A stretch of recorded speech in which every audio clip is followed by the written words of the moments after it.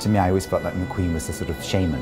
You know, he sort of was able to move people so emotionally with the work that he created. He brought the sort of the romance, the story, the narrative, and that's what's so inspiring to us.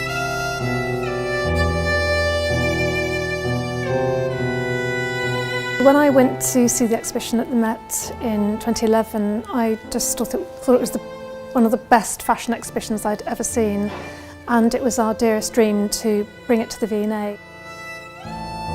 The V&A's done such an extraordinary job, and I think this is just perfection. I think having 4 years to reconsider some parts of the exhibition, some of the curation, and the cabinet of curiosity has been it's twice the size, and it's hugely amplified, and you get such a strong sense of his creativity. It's like entering his mind. It captures really everything about him from his very, very early beginnings, you know, and the first chamber you walk into is very reminiscent of sort of being back at St. Martin's, being back at college, sort of learning it, you know, in that rawest sort of sense, and then you're taken on this incredible journey of his imagination. It's a big exhibition, and each gallery has a different atmosphere and a different soundtrack and different objects, of course.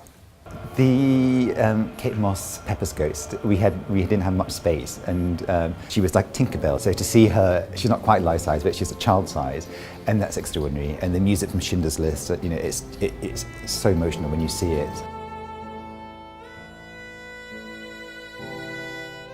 And we're in the Chamber of Curiosities, and this is where you really get to see all the incredible things that he was creating. All the accessories, all the hats, the jewellery, working with Philip Tracy and Sean Lean and many, many, many others. It is just a wonderful sort of, you know, box of curiosities.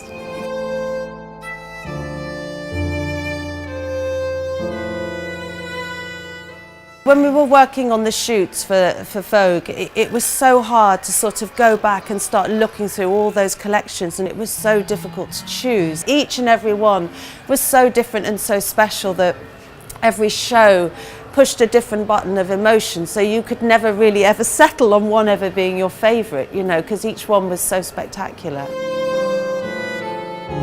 The overall impact of the exhibition, I think, is quite immersive.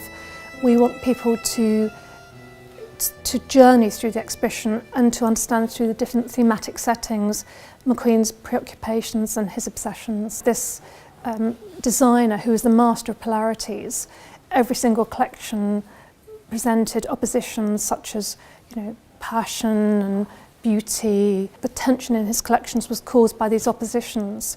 But the exhibition is primarily about his designs and about his life's legacy. In America, one got a great sort of sense of Lee's genius, and he really sort of adhered to the sort of idea of a tragic genius in a way. I think it'll remind people how extraordinary England is in terms of its creativity. So it'll go beyond the exhibition, I think, and remind people of the extraordinary talent within British fashion, but also beyond that within the creative arts in Britain in general, which wasn't the case. So I think it'll be an enormous sense of pride in one of the most extraordinary designers that ever lived, and also a reminder of how extraordinary British talent is.